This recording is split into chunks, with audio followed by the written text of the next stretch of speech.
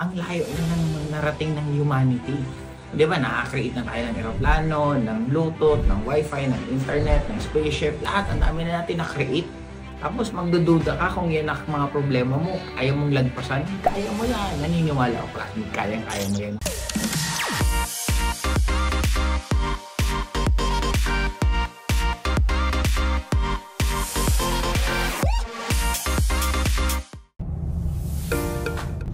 Hi classmate, pupunta po kami. Saan tayo pupunta? Nido! Buhay na buhay mga kasama.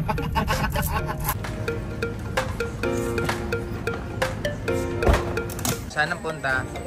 El Nido. Grabe, pinakamayaman sa Antipolo. Ito po, pinakamaganda at sexy. Anong gagawin? Anong gagawin? Kakape. Classmate, ang goal ko, huwag magkape at huwag uminom. Sana kayanin ko. August 1 up, August 1. August 1. Ito mga... Let's go up. Iinom na yan. Yung isa nga nagyaya sa akin uminom. Sabi ko, hindi na ako iinom. Sabi niya, okay, kung hindi ka na inom, congratulations. Tara, mag-celebrate tayo. Uminom tayo. May isa pang advice sa akin. Huwag mong bilangin yung araw na uminom ka. Ang bilangin mo yung araw na hindi ka uminom. Ito ang matini idol, oh. Pare, feeling ko ikaw ang pinaka-excited. Bakit? Palawan. Tiga sa Mandaluyong. Muntinlupa pala. Bakit kanina ka pa tinatawag? Di si Kapluwi kasi wala pa rin until now.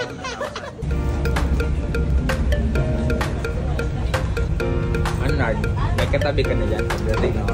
Mamaya.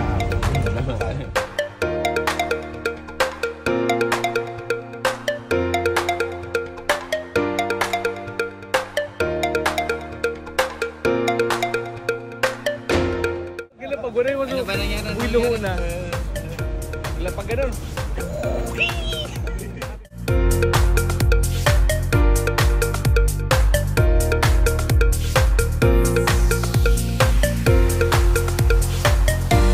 Dito na po kami. Saan tayo pupunta? Seda! Seda! Sa buffet.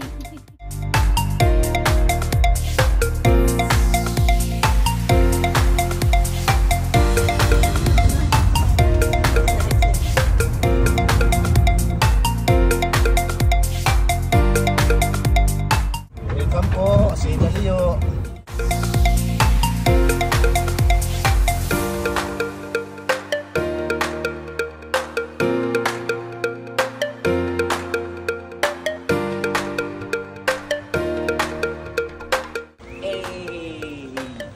Yung lakad ng mga artista. Pang Mark Anthony. Saan ko sa inyo? Iba talaga pag mga Mark, pare. Hi, classmate! Hello.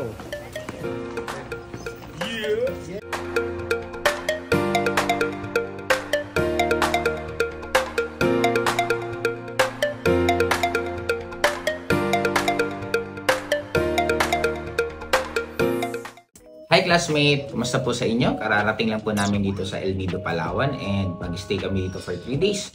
Kaya samahan niyo ako. Kaya bago tayo magpahinga kasi grabe, ang dami po namin nakain. Okay, bago po ako magpahinga and syempre gagawa muna ako ng vlog. Okay, gusto ko munang batiin. Number 1, ito po si at 20 si Rodri. Pa-shout po classmate. Hello! Ito naman si Mark 27 Raimundo Sir. Hindi ko na mabanggit yung sunod niya. Pa-shout out next vlog idol. Tagal mo na din nag-vlog. Hello po sa inyo lahat. And ito naman po si Miss Kareni 1046.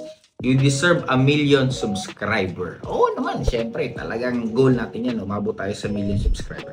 Well anyway, ang pag-usapan nating classmate is paano ka magiging consistent? Bakit napaka-importante ka maging consistent? And honestly, sa akin, alam mo ba, nung ako nagsimula sa networking career ko, naka-recruit pa lang po ako ng isa.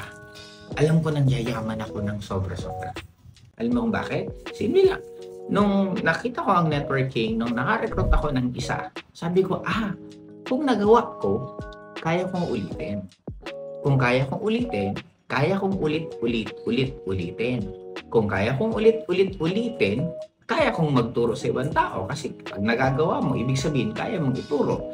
Then kung kaya kong turuan ang mga iba't ibang tao, kayang lumaki ang grupo ko. E di pag lumaki ang grupo ko, di malaki ang kikitain ko.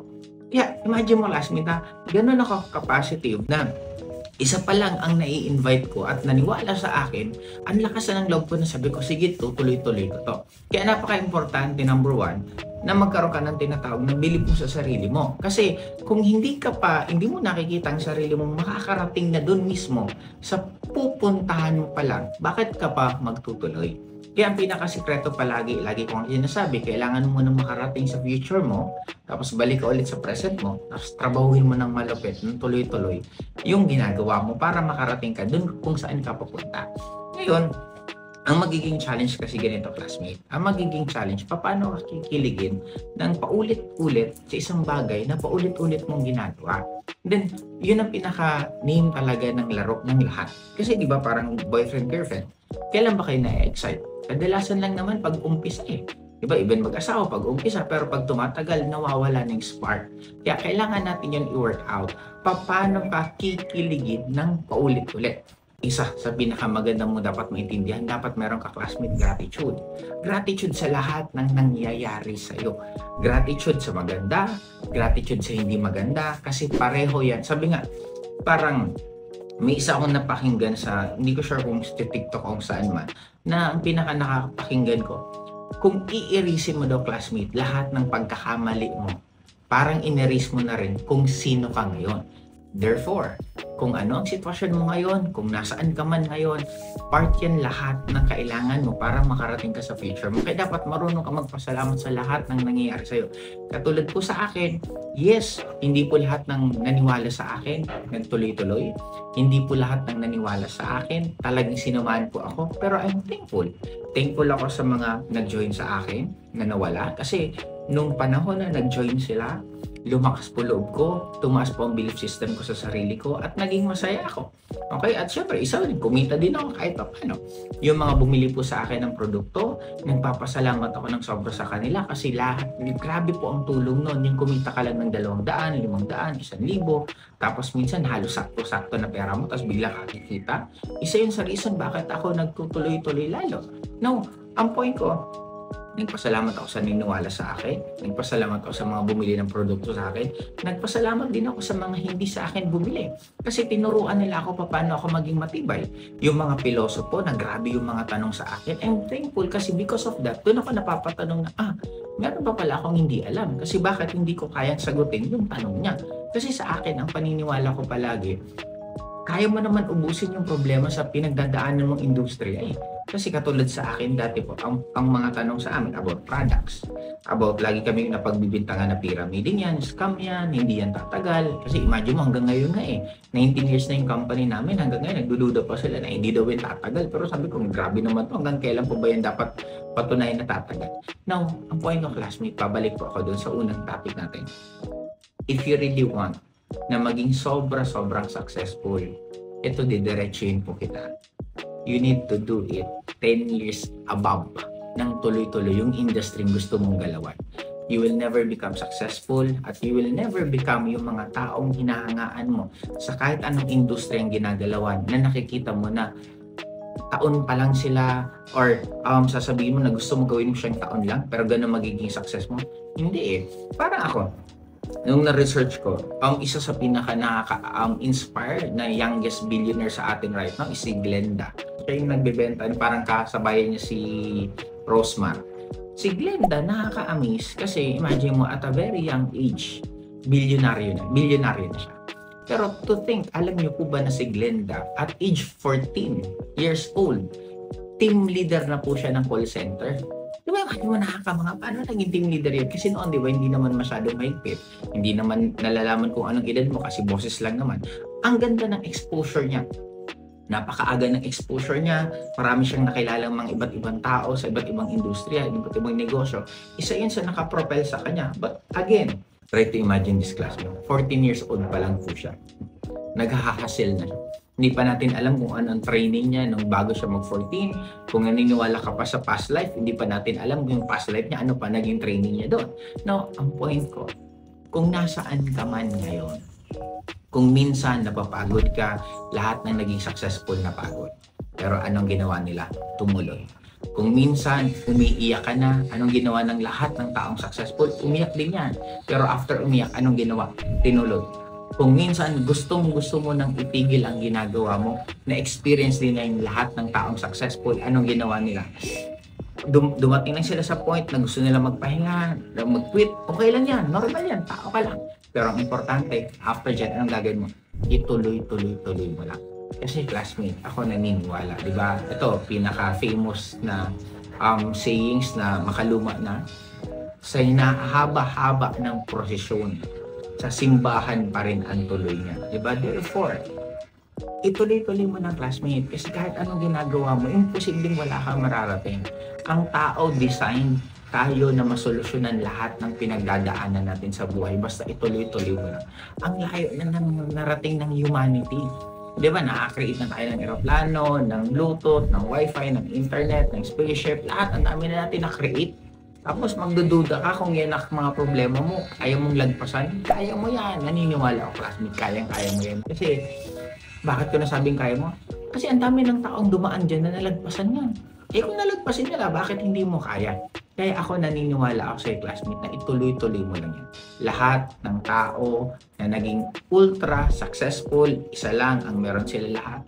Tuloy lang nila kung ano ang ginagawa nila. Kaya sa akin, ngayon, ang goal ko magkaroon ng 1 million subscriber. Kaya thank you po sa bumabati at sa mga nagsasabi na I deserve 1 million subscriber.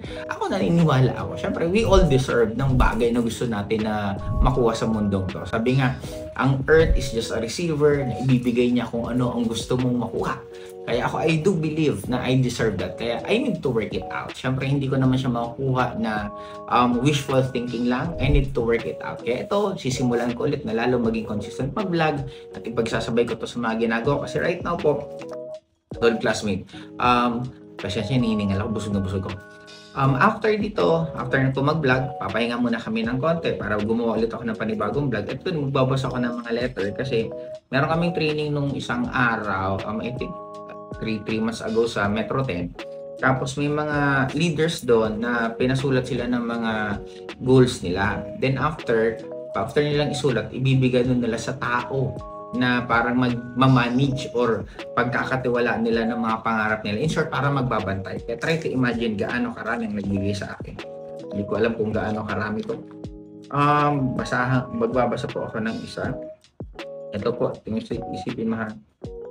Hi, yung pangalan niya. Ito na pinaka-goal niya. Gusto ko na simula ngayon ang kitain ko na per month is 200,000 consistent. Gusto ko na mas mag-focus pa ako sa pag-ataw ko sa network, blah blah blah.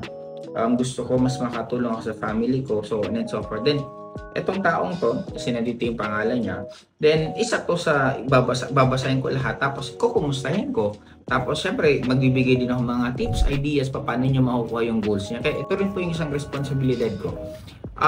Yes, kumikita ako ng medyo maisa-isa network, pero nakikita nyo naman po hanggang ngayon po, nagtatrabaho pa rin naman po ako. Kaya ganun din, kahit anong gusto nyong makuha sa mundong to, kailangan nyo po yung alagaan, kailangan nyo po yung trabahuhan kasi the only constant thing on earth is change. Kahit ano pang posisyon mo na meron ka ngayon, kahit sino pang karelasyon mo ngayon, kung hindi mo yun aalagaan, darating ang time, pwedeng mawala din yan sa'yo. Kaya sa akin, ang pinaka-importante, maging consistent ka sa mga bagay na gusto mo, na andyan sa'yo. Kung gusto mo, example, yung karelasyon mo, gusto mo dapat nandyan yan sa'yo, alagaan mo yan. Yung career mo, yung posisyon mo, yung lifestyle na meron ka, kung gustong-gusto mo yan, dapat alagaan mo yan. Kasi pag hindi mo yan inalagaan, mawawala at mawawala yan sa'yo. Kaya paano niyang classmate? Hanggang sa susunod ulit.